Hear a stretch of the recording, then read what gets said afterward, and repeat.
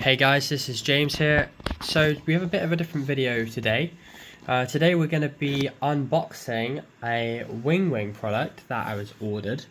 I've owned a few of the WingWing products already. We've got the MCDU and the EFIS panel and FCU. However, we've got a new delivery today, which I'm very excited about. It is the WingWing 32 AGP Metal variant. Now, let's go have an open up this box and see what we can see. So let's go ahead, just open it up there to make it a bit easier for us. Okay, so like every WingWing product, we have the USB-C cable. We've got a series of screws for the mounting and the Allen keys. And then it looks like we've got, I'll open up that first piece, their quality control sticker. Let's move that one over there. Right.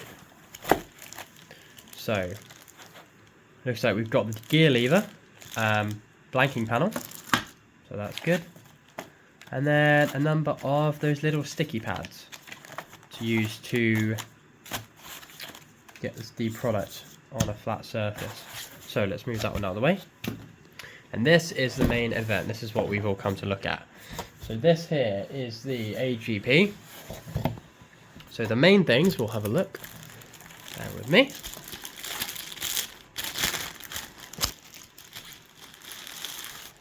There we go. Okay. So there is the AGP. We can see we've got the clock. We'll peel that off in a moment. And then we've got landing gear indicator lights at the top.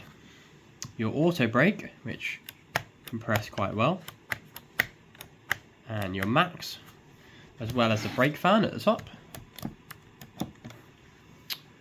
We've also got an anti-skid. Being switched on. If you have a look at that control there, we can see it being lifted nicely. It's quite sturdy as well. And then we've got the Terra on the display, that we can switch that on and off. And all of these do work as well, so we can twist that, push it down, reset. Let's go ahead and get that off. Oh, satisfying peel.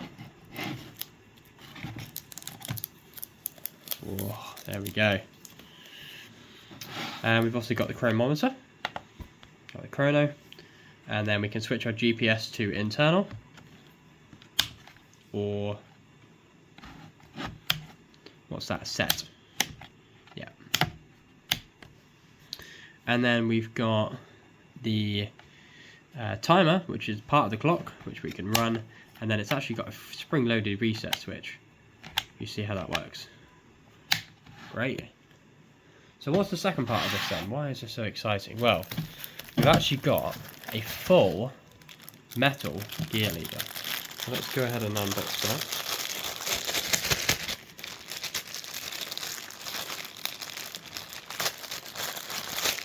There we go.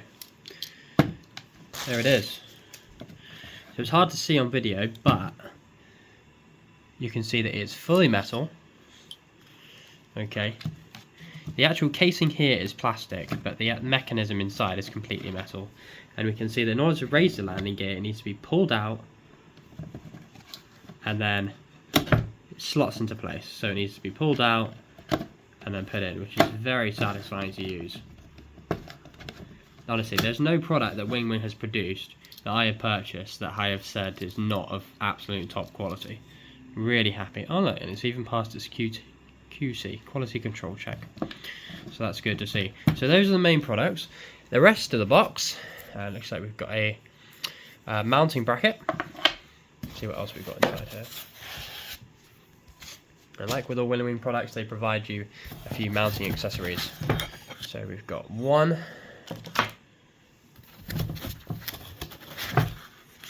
and two of these rails. Interesting, actually. And then a mounting bracket, and then another one as well. So what I'm going to do is I'm going to go ahead and mount this system to my desk, and then we'll go from there and we'll test it out in the simulator. So I'll see you in a minute. Hey guys, so I've just been spending the last 15 minutes trying to put this thing together, and it's been quite frustrating. However, I have figured out the best way to do it, and I thought I would best share it with you as part of the process of the review. So it does look a bit complicated when you first look at it and how to attach it. However, there is a manual. There is a manual free from the WingWings website, which is very detailed and technical. However, the best approach I have found to do this is first, make sure you follow the instructions and put these screws in first. You've got one there, and then you've got one on the other side and one there as well. Make sure you put them in first, otherwise you can't put the thing together. Secondly, these screws, these ones I'm pointing at here, these ones have their own little sliding pieces inside it. Now, the approach I found that best puts it together is to attach the 4 screws and then attach the square fittings behind them first. And then, as the unit as a whole, won't come out a bit, slide it on. I couldn't figure out a way to put it on otherwise, so that method's worked best for me. But however, if you've built it differently, please let me know in the comments below, and whether you got it straight away or whether it took you a few tries. But yeah, so this is the main unit. What I'm going to be doing is I purchased separately, I bought this for my MCDU quite a while ago, is WingWing sells separately their mounting brackets, and these are very good quality, I've got to say. They're actually really cheap as well, so you can get them in a 3-pack if that's what you want to be doing. But however, I am currently building a center pedestal, as you can see here. So my MCDU is going to be fitting into this section here, so I no longer need it. So for this unit, I will be attaching the WingWings mounting bracket onto the back of it. And it is included in the instructions how to do that as well. So I'm going to quickly do that, and then we'll carry on with the video. So WingWing have now rebranded to WINCTRL, so apologies if I keep going backwards and forwards with the name. It's going to take a while to get it out of my system. Well, so the software that we use in our flight simming world can really make or break what an equipment is and how easy it is to use. Now thankfully WINCTRL have their Sim App Pro software, which is very easy to use. Now the equipment says it's plug and play. Is it really? Yes, it is.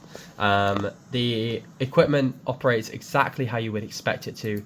You don't need to program any buttons or do any additional mapping of keys. It's essentially turning on the software, making sure the equipment is plugged in, and I currently plugged the equipment into a USB hub, and then as I press the buttons on the screen, you can see that it reacts to immediately to those button presses, so there's no need to worry about that. So that's the software. Fast forward a few weeks here, we've had some progress made, so the unit is now plugged in, it is set up, and it's all configured and ready for flight. We've used the WingWing mounting that we talked about before. That's mounted to the desk, and we can see the configuration that we've set it up in is how it would be in the actual Airbus. Now, a little bit of time has passed since the last clip, and you can see that the WingWing pedestal, that I've made, I've now put on printouts of what the equipment will look like once it's put into place, and I think it's looking pretty good. And so yeah, this is a great addition to the sim and my flight experience. Now I have been using this for a couple of weeks, so what I'm going to do is quickly look in. Archie, what are you doing? Okay, what we're going to do is we're going to log into the sim. We're going to see it being flashed up and ready for use, and then we can go through the different functions and work on my review now that I've had it for a couple of weeks.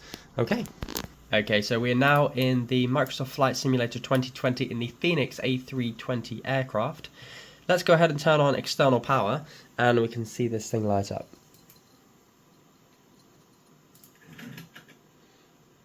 There we go. You can see we've got the landing gear indicator lights, brake fan, and the backlighting has all come on. Landing gear lever light. Now, one thing to note about the lighting is even with the brightness controller in the aircraft set to full, as you can see by the integrated lighting there, it is darker than some of the other products. Now you can see the FCU, my mistake, is pretty bright. You can even see it's quite blurry on the camera here. However, it's a bit darker and more dimmer than the other products. It definitely is still more than adequate. However, I actually think this is too bright. So I do think that this is still very nice for the quality. So let's go ahead and get the pre-flight checklist up, and we'll get this aircraft airborne, and we'll go through some of the buttons.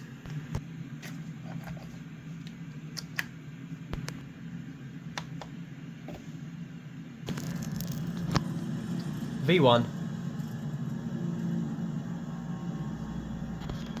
Rotate. Gear up.